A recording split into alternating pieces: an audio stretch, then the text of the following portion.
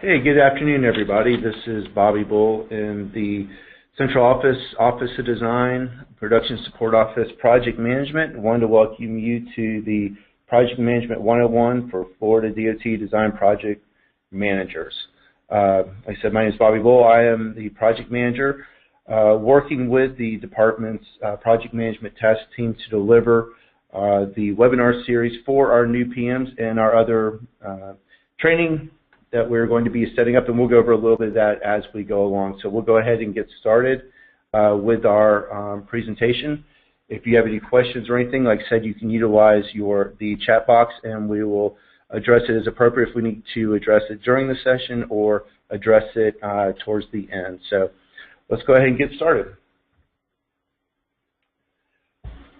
This will be the first in a series of the Project Management Training webinars. This webinar is designed to educate project managers on the overall process of a project. Today's presentation will be a high-level overview of many of the areas that you'll be exposed to throughout your workday and projects.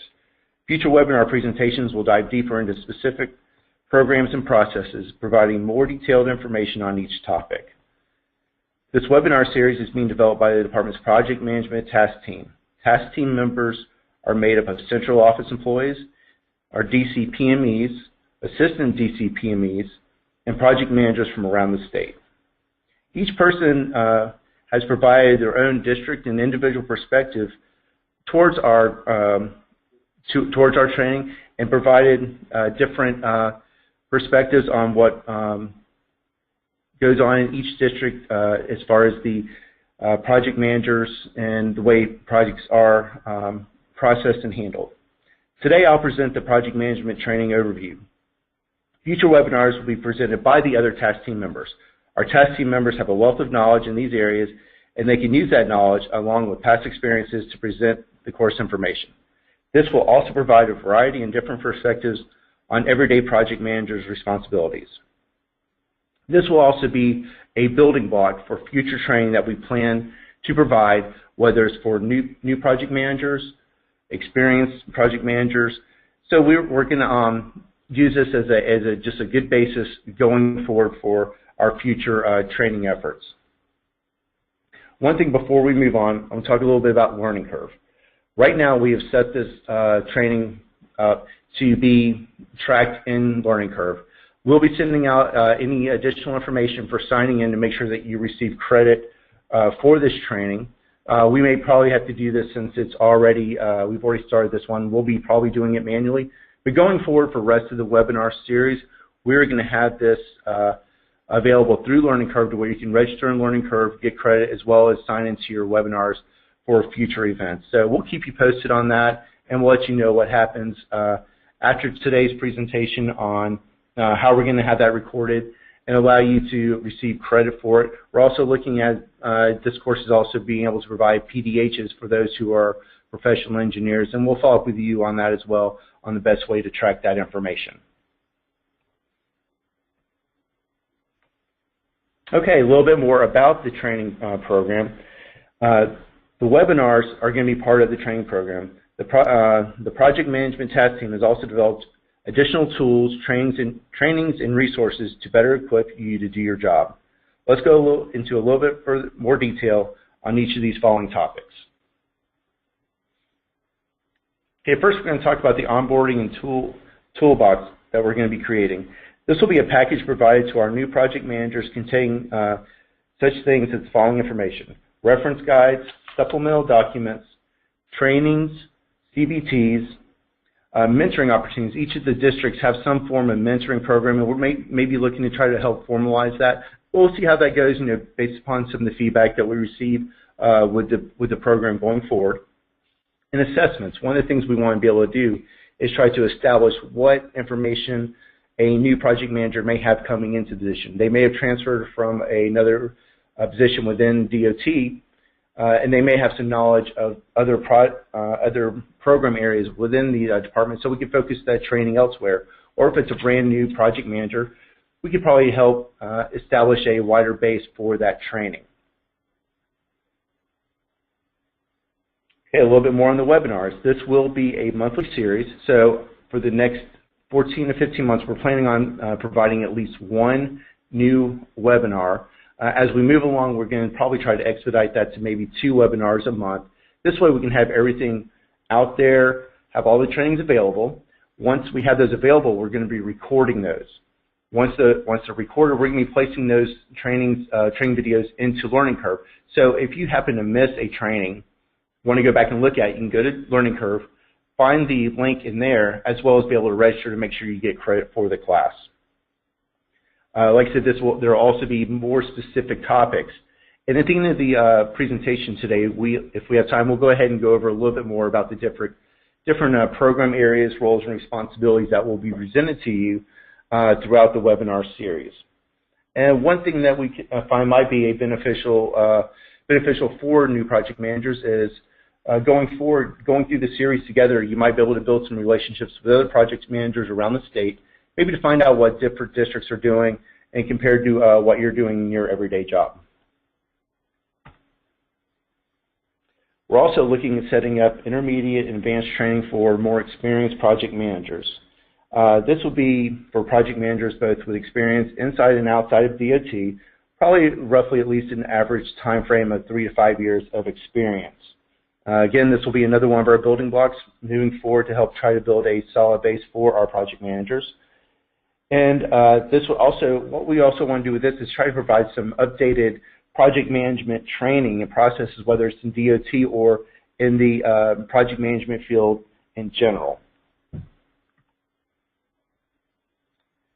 In the next year, year and a half, we're going to be developing a project management academy. This is going to be roughly a 3 to 5 day training, either located in central office, or we're looking at options for a more centralized state location. This will be depending on what the needs are, and maybe try to provide a different training environment. So that's still something we're going to be in the planning stages. We're going to be doing more specific training for the design area, since we are design project managers. We're going to be focusing a lot of the information on those areas. But at the same time, we want to also look at some of the other program areas that may affect you in your everyday job. The construction area, maintenance, materials. We've had conversations with each of these individuals or groups, people within these groups, to go ahead and start looking at maybe trying to develop some type of curriculum to go along with our academy. So we want to make sure it's not only design, but you get exposed to other program areas that may affect you throughout your job. And we're also looking at potential certification, whether it's some type of certification in the department or some type of PDH to go along with this academy. Okay, throughout the presentation,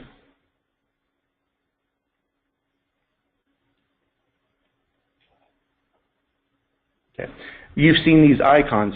We've seen a couple of them already.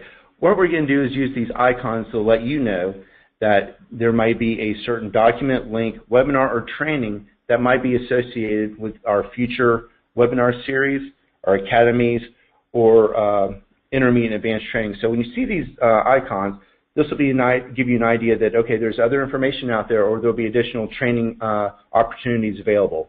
Now, with that, if you see something that you may have a question on or something you'd like to ask about, go ahead, and that could be something we can go back and discuss a little bit further as well. Just remember, this will be a high-level discussion today, so if there's something that you see that you think would be more appropriate for a more in-depth conversation, please let us know.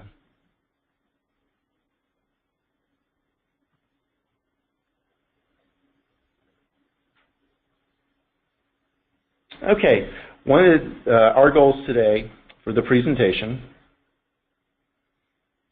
is we want to give you a better understanding of the roles and responsibilities of a DOT project manager, understanding of how these projects are initially developed, and give you an understanding of the processes involved with just a general project from cradle to grave, just a little, like I said, high-level view of what may go on throughout that process.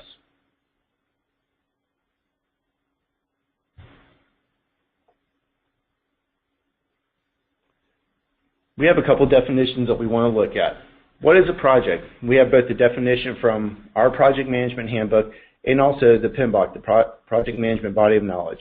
Basically, if you look at both of these, it is an activity that has a defined end. And who's the project manager? Each of these talk about an individual responsible for the entire project to make sure all the goals and objectives are met. So looking at what our handbook says in the PMBOK, they both basically come to a similar conclusion for both. The project, it's an activity with a defined end, and the project manager having an individual who leads and is responsible for the project.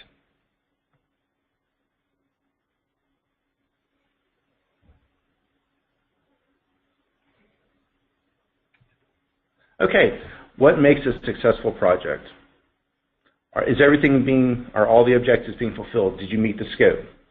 Are you staying within budget? Are you on time? Are all of these things coming together to give you, the state, and the project, make sure it comes together and is a totally complete and quality project at the end? So what are your responsibilities as a project manager? You have a long list. You go through scope of services, contract, time, quality, risk, your human resources, communications. Basically, once you adopt the project until you hand it off over to construction, you're going to be responsible for everything.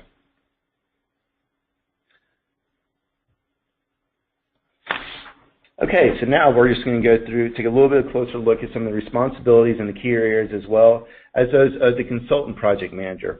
This individual you'll probably be working with closely and making sure that the consultant is meeting all their requirements, as well as you're meeting what the requirements are that you have in-house that you have to meet to satisfy DOT, as well as making sure you're meeting all the consultant requirements as well. So let's take a look at a couple of these. Scope. It's important that you know the scope as well as your consultant PM, knowing what all is detailed as part of the project, making sure that everyone's accountable for the management, and make sure you're staying within scope. There's no scope creep. When you get to the contract, you need to know the contract, you need to know what all the deliverables are, submittals, responsibilities, both financially and contractually for the construction, and that the consultant PM also has a good idea of what those responsibilities are going forward. As you can see, we have the icon here, and we're going to be talking more about scope and contract in future webinars. So just keep your eye out on the future slides. Okay, quality. This is something that's going to be a requirement on both sides. Either the quality control as a plan as submitted by the consultant, and also your district's quality assurance plan. Are both sides meeting those requirements? Is everything being done to make sure that the project is being done within those standards and everything's moving forward properly? Looking at risk. That's something hopefully you've been able to identify up front. Are there any financial risks that need to be involved? Are there any budgetary risks that need to be involved? Are there any site conditions that might lead to potential delays in schedule? So those are some of the things you want to be able to look at up front to make sure that if there are potential problems with these items, that they're addressed as soon as possible. Communication. This is going to come up several times throughout the presentation. Be clear with whatever you're doing. If something comes up, respond right away. No delays, because delays may end up costing you time, money, and quality within the project. Keep in touch with all the in-house program areas, as well as making sure that you and the consultant PM are making sure that all of their people are meeting their requirements as well. So keeping that open door policy between in-house and out-of-house consultants and our program areas will help could eventually save a lot of problems down the road. And if anything does come up, bring it up right away. Delays, that'll go back to everything else, time, money, schedule. Everything will be affected by just sitting on something that should be addressed sooner.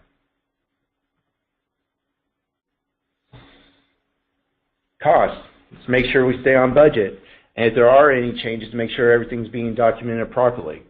And make sure that the consultant is keeping those thoughts in mind as well. Time. Everybody knows we want to try to keep on schedule. Being able to identify the critical path and approve changes that might make sure those changes, that they are approved, don't affect the critical path. If they do, how's it going to affect the overall project? So it's important to keep on top of those type of changes. All right, now we're getting towards the back end of the project with both the post-design and errors and omissions. This can be more of going into some of the other program areas in DOT, but at the same time, you need to stay involved, especially when you start meeting with the engineer of record and your CEI, making sure that if there are any questions of what may have happened during design or even before that, that you can help prepare them and educate them on anything that may be a potential issue, or if just having just any general questions that they may have, being accessible to them is important. Okay, now we're going to look at some of the responsibilities required from the job. Now let's look at some of the skills to execute those responsibilities. You have leadership, management, communication, experience, and training. Okay, first let's look at leadership. Everyone's going to be looking towards you.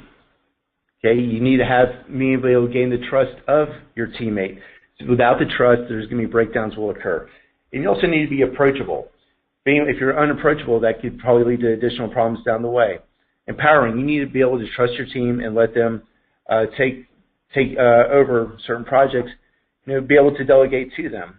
Also be flexible and open-minded. If something does come up or one of your team members is able to point something out that might assist in the project, maybe save some money, save some time, or it might just be a different view, being able to take that into account is really good. And also keeping your team motivated, keeping them going forward, understanding what the goal is, and giving them an attainable goal at the end of the day.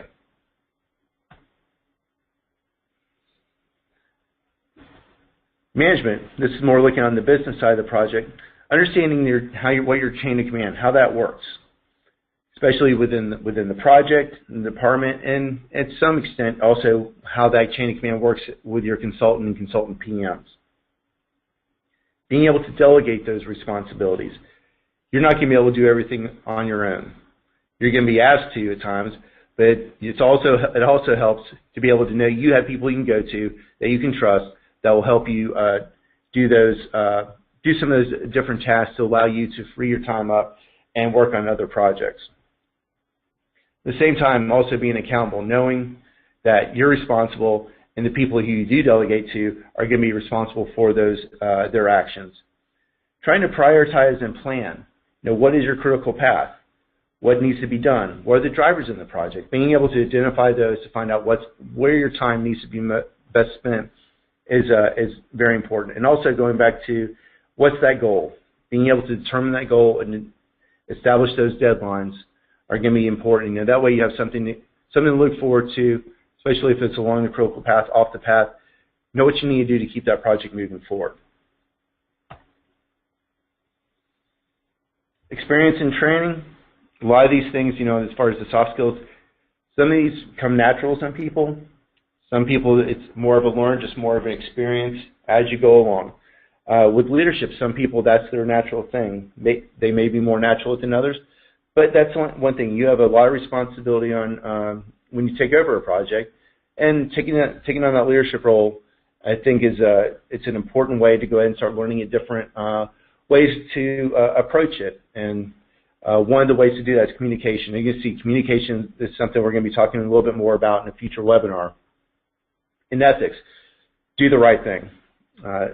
We'll talk a little bit more about this in a couple slides, but at the end of the day, we got to make sure that whatever's being done is proper for the department, the client, the people, the state, and just basically asking yourself, is this the right thing to do? Your hard skills, looking at planning, scheduling, and quality control. That goes back to some of your management skills. Are these being done properly? Are we planning properly and utilizing our time the best that we can? And quality control. Is everything being done properly to make sure that the project is meeting the desired intent with what we would like to do and type of quality that we are expecting for the project. And one thing is, as you gain that experience, you're going to learn more about the different space-specific programs within the department. program development, environmental design, construction. And that's some of the things we want to be able to provide some additional information on, whether it's in a webinar or training, to give you a better idea of what those groups do. And we'll talk a little bit more about those, like I said, in future webinars. And we want to be able to, bring in the other groups for that training as well. So I think that'll be beneficial for a lot of people. Communication, one of the main things is being clear. Right off the bat, you just got to make sure everyone understands what you're saying and how you're saying it, and make sure they're clear of what the intent of your message is. I think, to me, it's a key element, whether you're talking to an in-house person, out-of-house person. Okay, are you having candid, honest conversations? Is that with your other program areas, with your consultant project manager? Know who you're talking to. You may have to have a different conversation with different people to get the same message across. So that's something you can work on. As far as internal and external, our in-house and consultants, if everyone's treated and communicated properly, there should be no breakdown when a project's going through, as far as whether we're in design, whether we start getting into submittals and reviews. Keeping that open is really, really important. And various methods of communication. Don't rely all on email. Don't rely on the phone. Just face-to-face. Mix those up. Be able to utilize all your tools that you have. And be an active listener. Hear what they're saying, not just lip service. So just think about some of those things. Okay, this page goes over the department values. I think a lot of these things, you've been hearing coming in since your initial training. Some of the things I'm sure your managers and supervisors have talked about, especially on the front end of your employment. And one of it comes back to, if you look at one FDOT, a lot of that is if you're doing the one thing as one team, a lot of these other things will fall into place.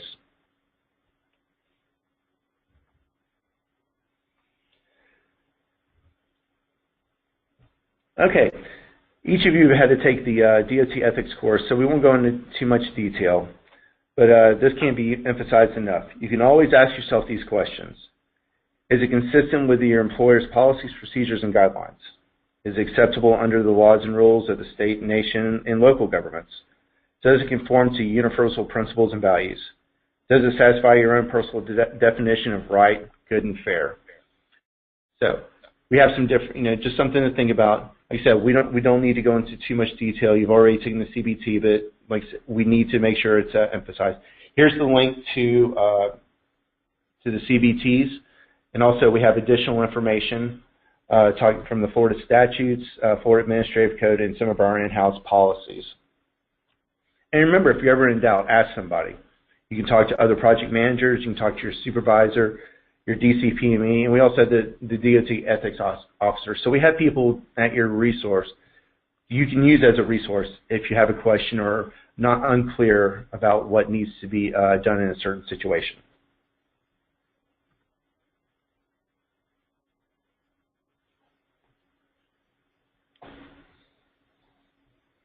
Okay, let's remember that looking at all these things, being fair and honest, going back to your ethics, doing what's right, looking at your contract, make sure everything's being done all the way through. And that goes back to, understanding the scope and the contract, make sure that nothing's being missed. Avoid, going outside the scope, whether it's, in-house or out-of-house. Make sure you stay on task and avoid scope creeps. And understand that, profit is appropriate. Your consultant project manager works for a business and they have their own margins to meet, and that's just part of what they do. So that should be something that should be understood. And stay on top of things from beginning to end. The more vigilant you are, the clearer and better the project will be. Okay, and just to wrap up this portion of the presentation, we just want to make sure we were able to come across to, understand some of the elements that make a successful project. Understand the duties and responsibilities that you're responsible for, plus your consultant project manager. Look at some of the best ways to utilize your project management skills, and also make sure, talking about incorporating DOT ethics and values in the workplace.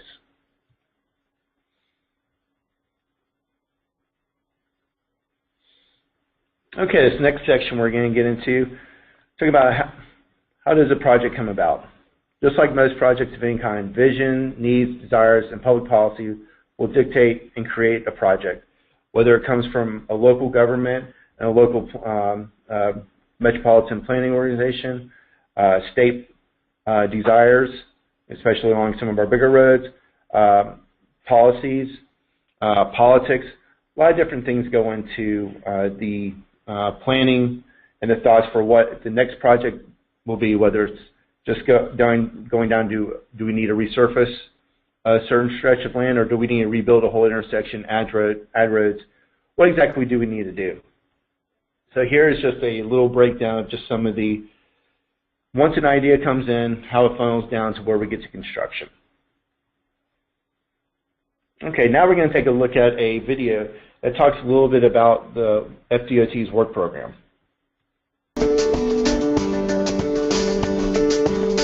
The state of Florida has recently surpassed New York as the third most populous state in the U.S., with nearly 20 million residents.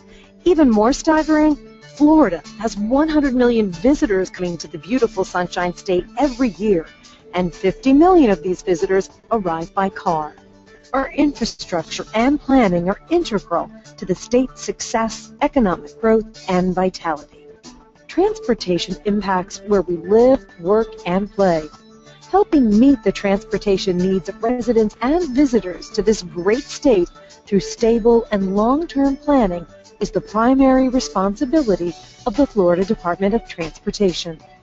The Florida Department of Transportation plans, develops, and implements multimodal projects or infrastructure to meet the long-term transportation needs of Florida's residents and visitors through a stable work program. The FDOT consists of 7 districts and the Florida Turnpike Enterprise. District 1, with a land area of nearly 12,000 square miles, represents 12 counties in southwestern Florida. Its 1.8 million residents contribute to the 21 million miles traveled daily on its state highways. District 2 is home to more than 1.9 million residents. Its 18 counties cover nearly 12,000 square miles. Travelers on the state highway system log more than 43 million miles daily. District 3 represents Florida's Panhandle. Its 1.4 million residents are spread over 16 counties and 11,500 square miles. Each day, motorists travel more than 26 million miles on state roads. 5 counties make up District 4's 5,000 square miles. With 3.6 million residents, vehicles in District 4 travel more than 52 million miles daily. District 5 is one of the fastest growing areas of the state. It covers 9 counties, has nearly 9,000 square miles, and is home to nearly 4 million residents who log more than 55 million vehicle miles traveled daily. District 6 encompasses Miami-Dade and Monroe counties in South Florida. The district is home to 2.6 million people.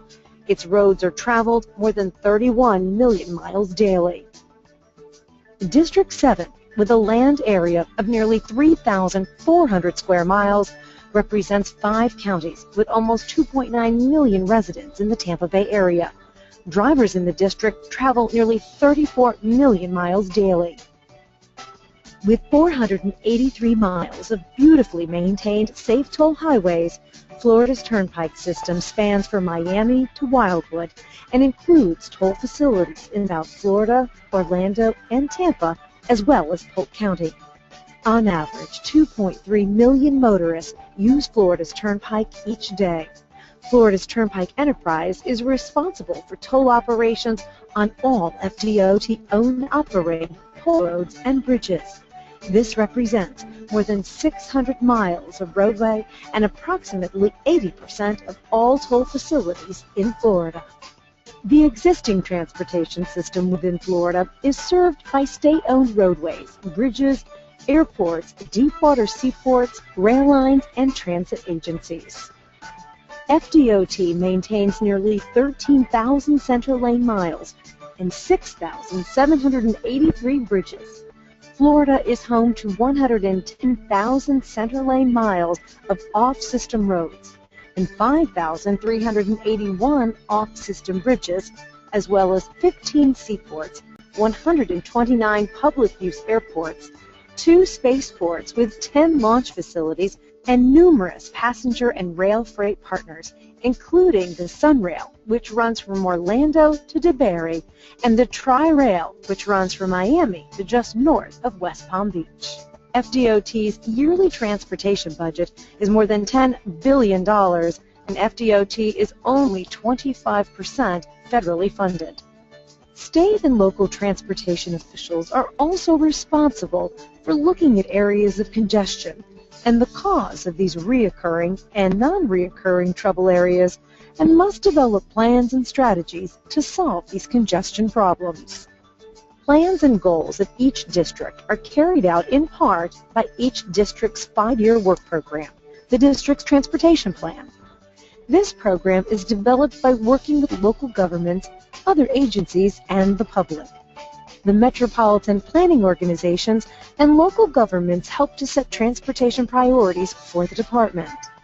The district funds the highest priority projects using state and federal funds and entering them into the work program, keeping in mind there are funding constraints and it may take time to fully fund these projects. This work program contains projects in different phases of production: planning, project development and environment, design, right-of-way, and construction. Whether a new road or bridge is being built or the department is assisting other transportation agencies, each project goes through the phases of production. The official 5-year work program is adopted July 1st by the Florida State Secretary of Transportation. July 1st is the first day of the state's fiscal year. The plan is adopted after the public hearings are held and public comments have been accepted. Local governments have endorsed the plan, and the Florida Transportation Commission and state legislatures have approved it. The plan also has stability. First, it is financially balanced. FDOT uses state and federal dollars that are forecasted in each fiscal year to fund projects that metropolitan planning organizations and county commissions have prioritized. Second, the plan is also stable because it funds the different phases of production to ensure the projects are moved through the schedule all the way through construction. Some projects are in the middle of the production process, some are just beginning, and some are near the end. As the district develops and updates each year's work program with residents and local governments, it is understood that next July 1st, the current or first year of the plan will have begun or is complete and will not show as proposed anymore. The new 5th year will be added on. The yearly update produces the tentative new 5-year work program. The district works with the public and local governments to set priorities with this new 5-year plan. New priorities are populated into the new 5th year. Adjustments in the first 3 years create stability issues.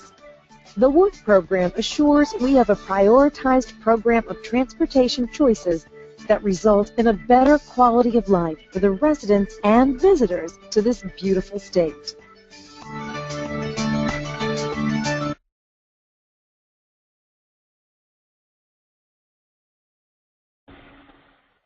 Okay, I hope that video was beneficial. Now we're going to talk a little bit about some of those processes that happen before we actually get you actually get a project in hand. So let's move along and talk about some of those upfront processes. Okay, the efficient transportation decision making, or ETDME, is one of the processes that DOT has implemented to help streamline information gathering and processing to help identify issues up front that may expedite the PD&E and design process. Looking at some of the things that they've worked with specifically is like the NEPA reviews. I guess everyone now is familiar that or knows that DOT has a memorandum of understanding with federal highway, that we're going to be doing those reviews in-house. So that'll help expedite some of the reviews as well. It also engage groups on the front end, whether it's an environmental group, a citizens group, a local government, another state agency, be able to interact with those individuals up front to help have a clear picture of what needs to happen going forward with the project. So down here we have a couple of screens that we're going to look at, just talking about some of the processes involved with some of the screening, whether it's the planning screening or the programming screening. Okay. As we go along here, you have your planning screening, which happens between mobility and the long-range transportation plan. From there, it'll go to the programming screening before it enters the work program. Now, once we have a comprehensive plan development, you go through the mobility needs through the planning screening. Now, once you have that, you have a planning summary. From there, you either goes into the long-range transportation plan, or if there's some secondary or cumulative impacts that need to be reviewed, it'll cycle back around through the process. That way, it'll give the development plan and the other groups a chance to look at those impacts to make sure they are addressed properly. Once they have been, then they'll move through the long-range transportation, the project, and become one of the project priorities. From there, it goes into the programming screen. Now, from here, it's either going to be a environmental assessment or environmental impact statement that will have to be applied towards the project and have that type of level of review. If there's any dispute resolution that has to take place within that process, they'll go to a programming summary report, or maybe categorically exemplary, it goes directly into the work program. So once there's on the whether it's an EA or EIS, there's going to be some type of summary report if it goes directly to the project development, or if it goes through the work program. One of the main things about the ETDM process is it helps expedite everything. It gives you a lot of the information up front. It gives you a solid purpose and needs statement. It helps provide those summary reports so you have an idea of what needs to be done if there's anything additional up front. It takes care of some of the permitting requirements. If you're looking at anything that's to deal with DEP in the air, ERP, give you an idea of what actually needs to be done in advance, as well as addressing concerns of those groups that may have a particular interest in the area. It also, as you move along the process before it moves into actual design during the PD&E phase, it gives you a great clearinghouse of information of where, if a design PM, whether you or one of the future CEI, needs some information of why a decision was made, you have a good database to go back to where you can understand what happened before you took control of the project. And this is a good thing up front as well, is also become familiar with your district's work program office. Know who you need to talk to, understand what needs to be done during the work program. That'll help give you maybe an edge or a clear picture of your program up front. And this will help you understand the funding for your project, and also if there's any specific requirements you need to know in advance. So that will be once you have an idea of if there's a project you may be taking on, go ahead and talk to your work program contacts and try to get an idea of what information they may be able to provide to you.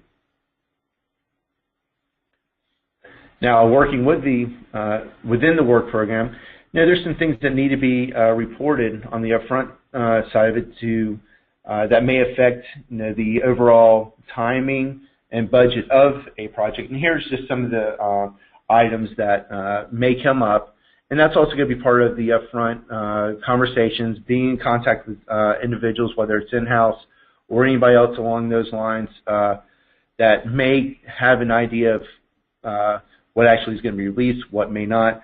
So just a couple of things just to keep in mind.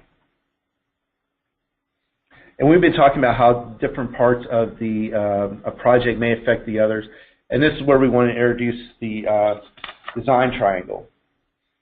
If you're looking at these elements, time, cost, and scope, Each of these are going to have an effect on each other. All projects have multiple primary focus areas, but only one of these can be the driver. The driver may change the course of a project. It's important to keep the competing demands of the scope, cost, and time in balance. If one changes, be prepared for either one or both the others to change. So this will be something we've talked about a little before, and going forward, you know that if there's any changes here, along with the other things we've been, other topics that have been covered, either it's a role or responsibility, how they interact with each other, and being able to capture and have an understanding of each of those will help you with these different processes as you move along. Now, as part of your role, you need to understand the project. Going back to that conversation, if there's anything in PD&E or the work program, try and have an idea of what goes on in advance. And that's where Project Suite can come into play. Project Suite should house all the information that you need for a project.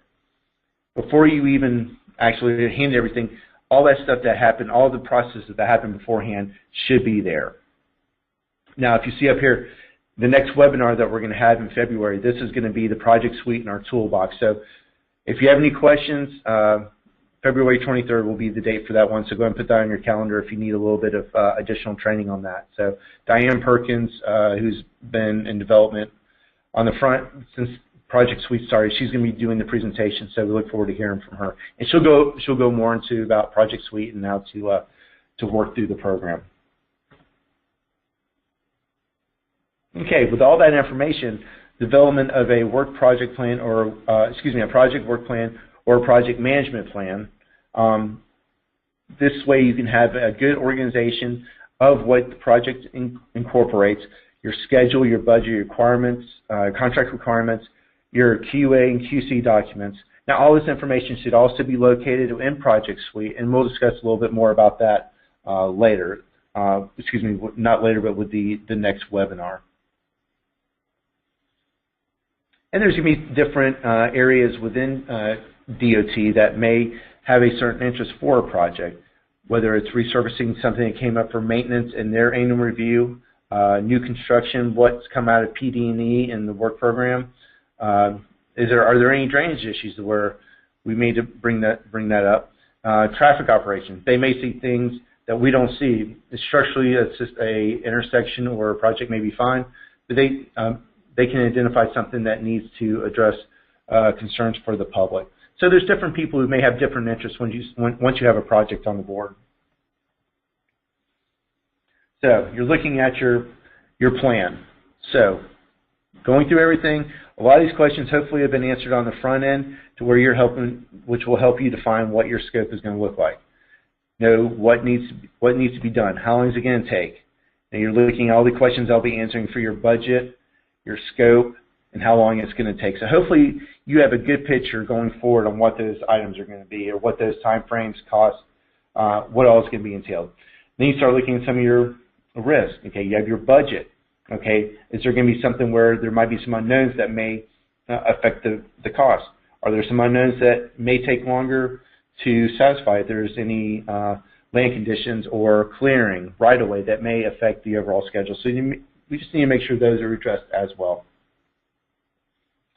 Now, going back to our driver triangle, looking at what is going to actually be the driver, what is going to be the focus going forward. One of the key areas is once you define that, how are the other areas going to be affected?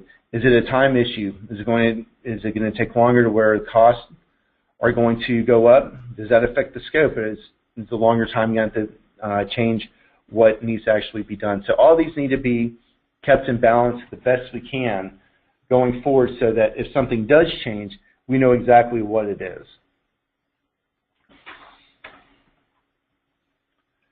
Okay, and here are just some of the items that may be specifically called out within a work plan. And just some thoughts, I know maybe a template for maybe a sample plan, but trying to address as many items as you can up front, being able to see how they interact with each other. it's important to make sure that all items are being addressed as soon as possible. Like I said, a lot of this information should already be provided in Project Suite, and use that as your database as well for additional information. And we'll talk, we'll talk about more about that next month in the following webinar. Scheduling. Understanding the process and who handles the scheduling development for your district. Most districts have a scheduling department, or if you're in charge of your own scheduling. Either way, you have to understand the process. If you have a scheduler that handles everything for you, being in contact with that individual, understanding what their thoughts are going to be on a project, and understanding what your responsibilities are. Going back to, okay, you need to know what that schedule is, what is your critical path, and what's going to affect you if something were to change throughout the project. And we talked a little bit about quality control. This process happens from the beginning to end. If you're on the front end, if you have a good scope and you take care of a lot of the smaller details up front, having a good idea and having a good detailed scope, that'll help lead to a better idea of what your submittals are, those time frames, making sure the proper information is being submitted. And once all that information is being submitted properly and you have the right information, your time frame should already be set, because you're not having to go back and reevaluate and ask for additional information throughout that process. Okay, for this section, just real quick summary. Wanted to go through and just look at some of the items that are involved on the front end of a project. Now, there's potential for local, state, and federal agencies to have a say in any particular project. And learning about and understanding these processes in governmental agencies will be beneficial when you are handed or inherit a project. Okay, so we've talked a little bit right now about some of the roles, responsibilities, and some of the upfront processes. Now we're going to talk a little bit about once you actually get a project. Okay, now we're going to do our roadmap. This is going to be kind of like a cradle to grave, quick overview of some of the things you're going to see once you're handed a project until you hand it off and it is in construction's hands. Okay, you've been assigned a project or requested a new project. What's next? Okay, was this project already in process, or is this a brand new project?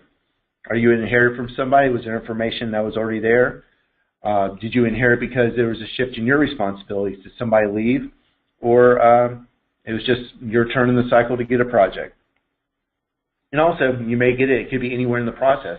You may be handed that process on the front end, or it may be halfway through. So getting a good idea of where understanding the processes from beginning to end are really important, because you don't know at any time you might pick up a project. Okay, it's good to understand who is going to be on your project team, being able to identify the scope of your project and what groups you need to talk to. Now, this right here would probably cover a good number of the groups that you would have to have some type of interaction or a team member from to help you with your design project, or be able to just use as a reference. Knowing what the scope of your project is will help you better identify who you need to speak to.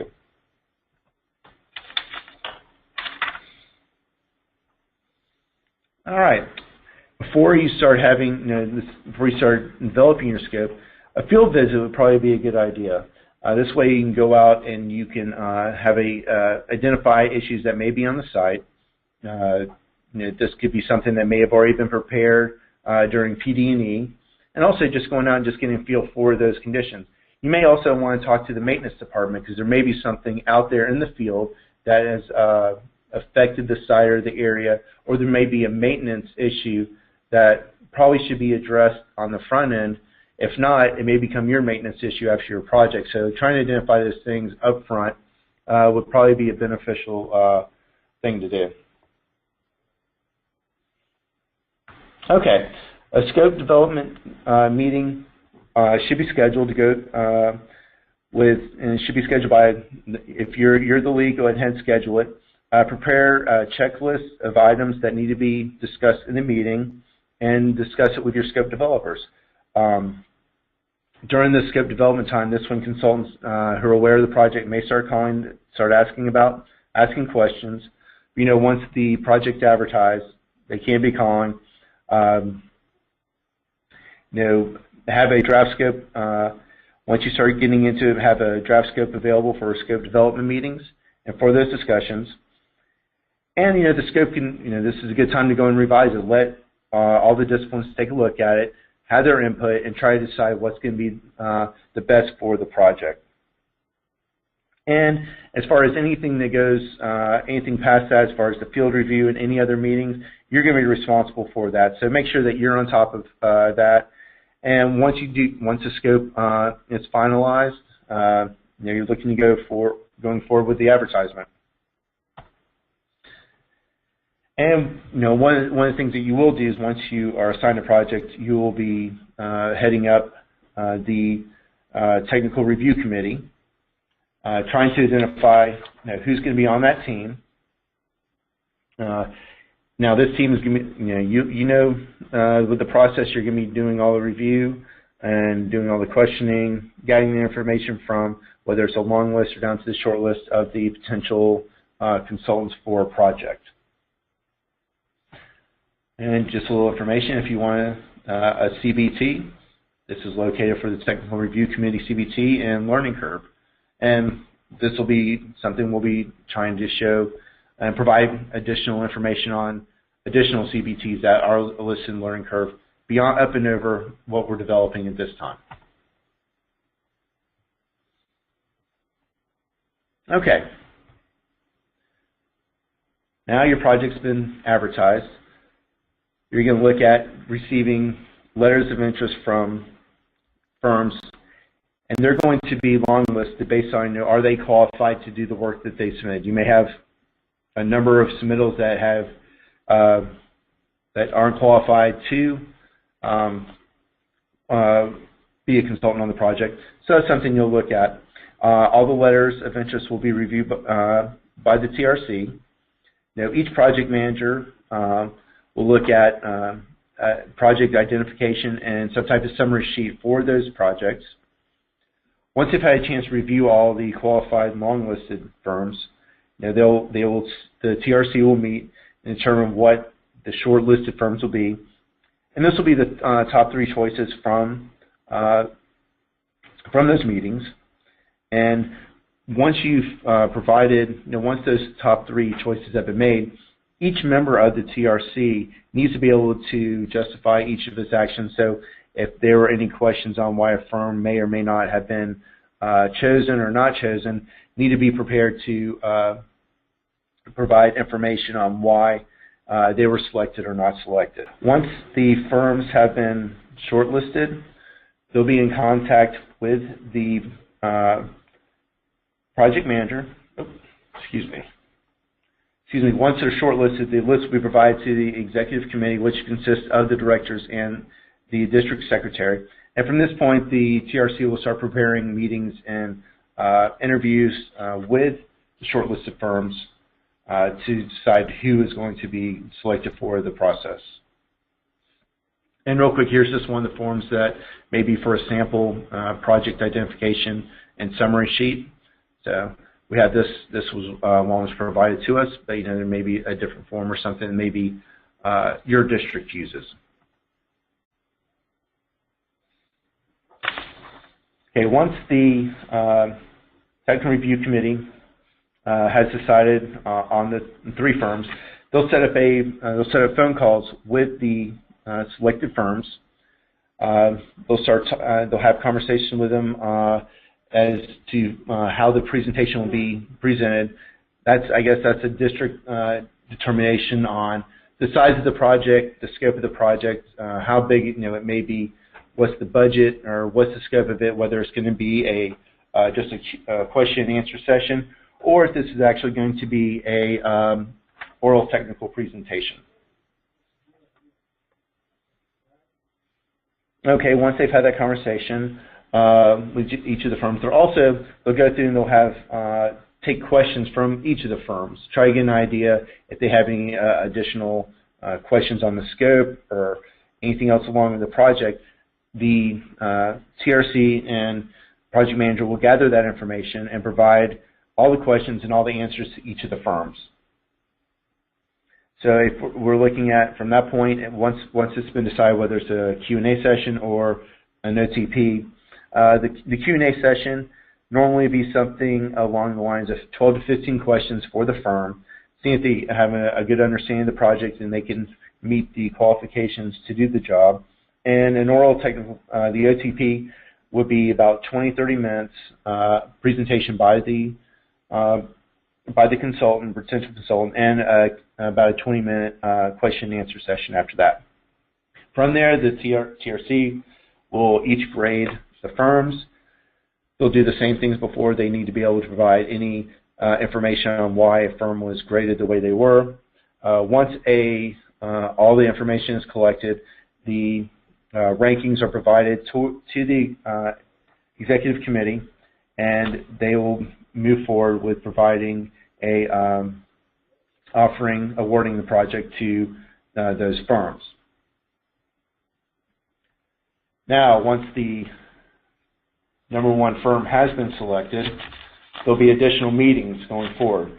Scope clarification, additional meetings to discuss that.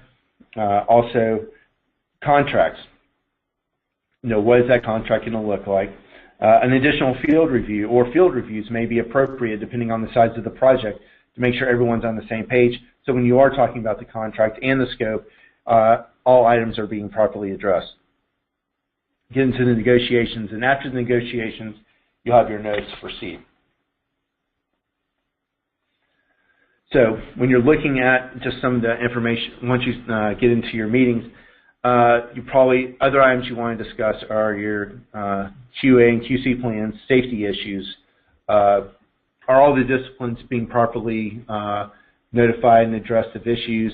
Are they properly addressing those in the scope and in the contract? Once you do get to negotiations, it's going to be roughly 2 to 3 days, depending on, again, the size of the project. It may be longer, may be shorter. The project manager should be at the negotiations. They'll be in charge of this from beginning to end. So I would think that anybody who is in charge would want to know what's going on, especially if they have to report on it. Once the negotiations are complete and contracts are clarified and determined, then the notice to proceed will be given to the the consultant. Now, one thing before all this happens, before they get the notice to proceed, the project manager in the department needs to define all those project expectations to the consultant. You may have a contract in place, you have your scope. If there's any additional expectations, they need to know that up front. Okay, now we have our consultant. What's next? Okay, what are the responsibilities that you're going to be faced with? Looking at your progress reports, contract maintenance, scope management, funds management. You're looking at monthly progress reports prior to production meetings. You have to make sure the project costs are updated. Are your consultant submitting invoices on time? The longer they get between invoices, the harder it gets to pay and keep track of. Are there going to be any changes to the plans that may affect the scope? That needs to be consulted with you. If there's any change, that goes back to that communication. Are there any comments that need to be further addressed part of the submittal? Okay, are we properly coordinating with our people in-house to make sure are those comments being properly conveyed to the consultants? Keep track of your money at all times. Is there any scope creep that's coming into play? Is it being addressed? And make sure to keep things in line. Are there any changes that may affect budget running out before the end of construction? If you're not staying on top of these, those can sneak up. Those can sneak up on you at any time. So, staying on top of, going back to what we talked about earlier, being vigilant and staying on top of the project, that'll help out tremendously when you do have any type of issues.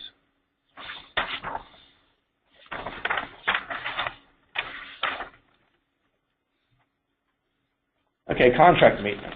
Okay, is information being properly submitted through SITs? Are any supplemental and optional services being addressed properly? Are they being integrated into the process as far as the funds and schedule being addressed properly? Consultant grading and your project schedules, are all those being done on time? And we'll talk a little bit more about these.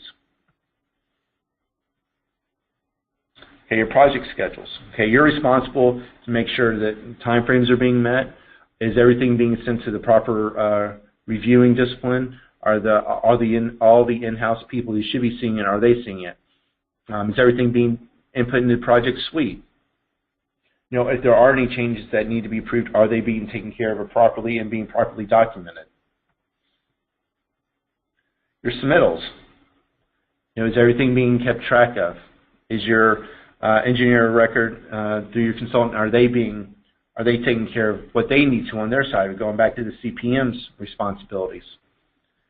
Are any issues in float being addressed? You know, is it affecting any of the schedules? Documents mills, okay. Are everything designed, variations? Is everything being put into the ERC system? You know, are you being properly copied? Are all the other reviewers being properly copied? Is the information properly getting back to the consultant and the people who need to see it at their end? As needed, are you being called into meetings? Or if not, are there people who should be in the meetings? Or is there a delegate? Do you have someone to go to those meetings for you? So make sure that all information that's being conveyed is that communication is kept going, whether you're there or not, throughout the process.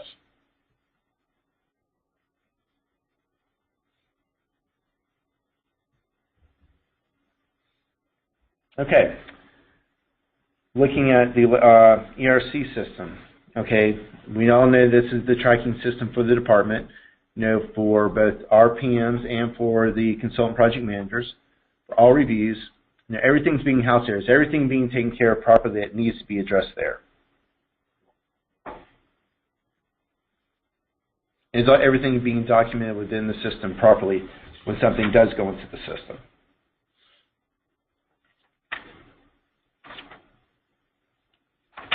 Okay, final plans.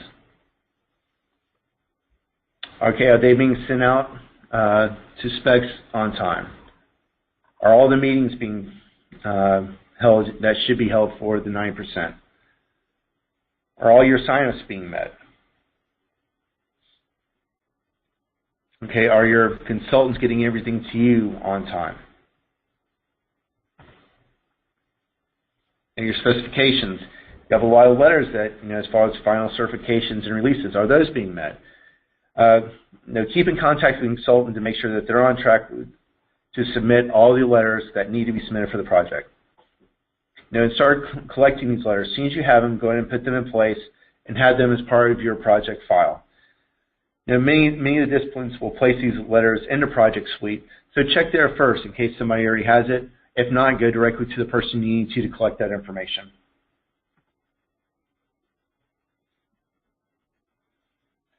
Now, since one thing that you'll notice is that you will have estimates all throughout the project. This will be the last one. You have your preliminary estimates, estimates through your negotiations. You have your final estimate. Now, this will be the last one. Make sure everything that you have is properly documented, so when it comes down to any type of potential changes down the road, you know where, you know, have it in place, so if something were to come up, you know where to properly go back to address this if anything were to come up. Okay, now we're getting into we're getting closer to getting to construction. You know, make sure everything is properly documented. The full package is put together. You know, this goes without saying. You know, you're going to have a file from beginning to end. Make sure everything's in place, and all the proper people are copied and receiving copies of this documentation going forward.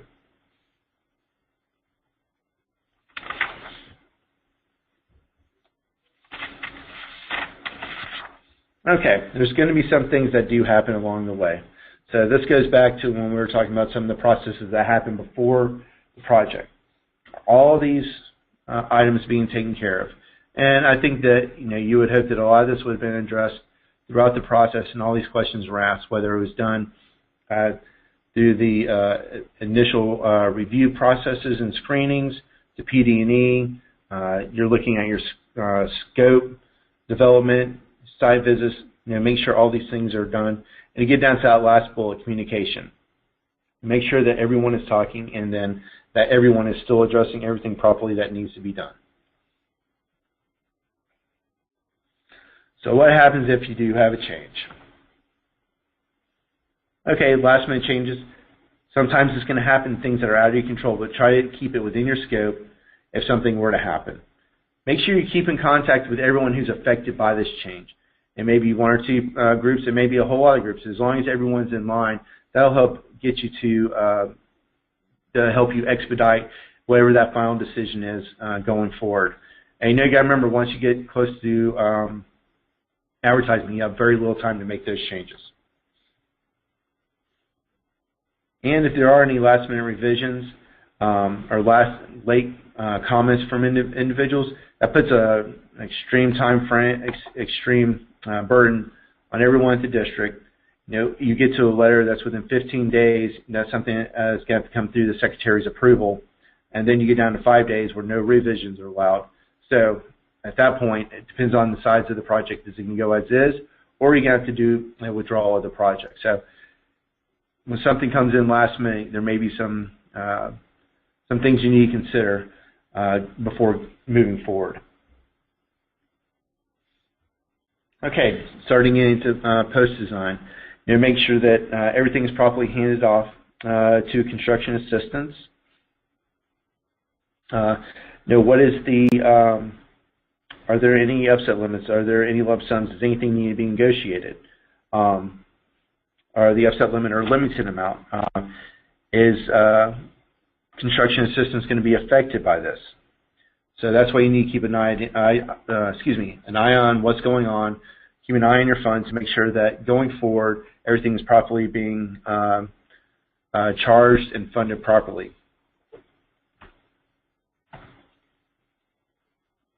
Okay, consultant grading. Now, this should be done at least once a year, and there are some other requirements that you can review under DOT Procedure 375-030-007. And that will give you a little bit more detail if there were some additional steps that need to be taken. But it is your responsibility to make sure whatever those time frames are, they are being met properly, and they're being properly entered into the database for future review. So now your project is let, and it's out the door. Not really. Just got another door. Now you're into construction. This is where you need. This will be one of the last parts you need to make sure you're staying in touch with everybody.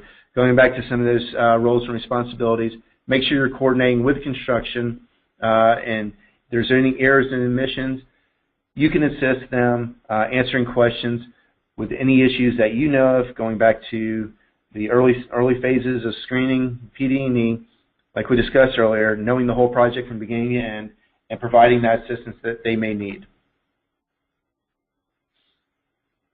And make sure that whatever is done, you have a meeting so that your handoff and you're passing the torch, you have all the information that they need so that they're not put in a bind trying to find information. If they're out in the field and they need some type of clearance or they need a letter or a permit, they have that in place to where they're not being held up and having to go back and search for information. And if there's anybody that needs to be contacted along with those notifications, is there any additional conversations that need to be had with a stakeholder or anybody that may be adversely affected by this project, or just a concerned citizen? As long as those contacts are being made and the communication's open, I think that should work well. But just remember, we got to keep all options, whether it's a permit or a person, make sure we keep in contact with them. So everything's done, you close out, and everything is complete. So with that, we have completed that phase of it, kind of a quick nuts and bolts of what's going on from the time you get the project to the end. So like I said, it was high level. If you noticed, there were a lot of icons throughout the presentation. of what we plan on presenting, whether it's a webinar, training, or in our academy. Is there, right now, are there any questions or anything online that maybe we can answer for you at this time? So we got one. Yes, you will be getting, we are going to send out and post a copy of this presentation. And I will include my notes as well. There's a couple additional notes that weren't in the presentation, but yes, we are going to have those available. Like I said, if you know someone who still needs to watch this video or watch this webinar, or you need to go back in, there's some information that you may have questions on or wanted to clarify with me. This webinar will be posted in Learning Curve. Like I had mentioned, we will be going back and doing cleanup. We may have to do some manual work, but we were able to get a Learning Curve. It'll be under Project Management. This will be Webinar 01, PM 101. Going forward, we're going to have everything named Project Management, webinar number, and the series that we presented, plus the name of the presentation. So we will have those resources available to you, and things are starting to fall into place on how we can have that available to where we can track both you taking the course as well as if there's any potential for PDHs for our project managers who are also PEs. As I mentioned, we talked a little bit about, a little bit more about what the webinar schedule looks like going forward. And what we did is we took several items and bundled them together. The thought was to try to match this as far as the PM process, try to present the webinars in that fashion. So what we saw today for what was presented up front as far as what the process that goes in before a project's developed, how a project's developed, going into the actual design, PM design phase. And that's how we're trying to present it. So as far as looking at our next webinar, as discussed, we're going to have our Project Suite and Toolbox presentation. After that, right now this is our tentative schedule, but we'll be looking at in March, communication, team building, public relations, stakeholders analysis. That'll be one webinar. Then we'll get into a little bit further into the transportation planning process and PD&E and project initiation. That'll be later in March. Contract types, procurement negotiations, contract management, quality management and ERC reviews, estimates and budgets, scheduling, cost and schedule risk analysis, getting into the project management plan and change development, and then on the back side, getting towards the end of the process like we were just talking about, consultant grading, passing the torch, E&O, and finishing up with project closeout and post-design services. Our goal is to try to present this in as fluid as a order as possible, knowing that some of these items can be flip-flopped without really affecting the overall process, but we want to try to keep it as consistent as possible with the way a project would proceed through its life.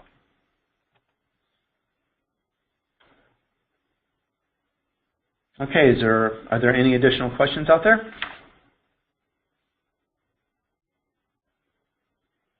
Okay.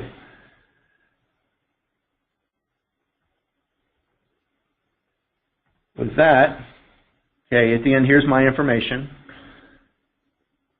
Reach me feel free to call me or send me an email. And also, if you have any questions, you can go directly to your DCPME. Majority of your DCPMEs are on the task team. If not, you're going to have somebody who's been working directly with them, so they'll have an idea of what's going on with the process. And if there's anything you need, if you have anything that you would like to see additional within our webinar series, please let us know. If you have any comments, please let us know. We plan on sending out a survey to all of you to get your feedback to see how the presentation looked, how the presentation was came through, the video, my presentation, too fast, too slow, anything along those lines. Just get your feedback to make sure we're providing you with the best information we can possible. And as we talked about earlier, I'm looking forward to having the presentations from our district staff, the individuals who are out there every day and have a good feel and have a good perspective of what's going on, and giving everyone a good way to present the information and make it in a clean, coherent way so that everyone can use the information going forward.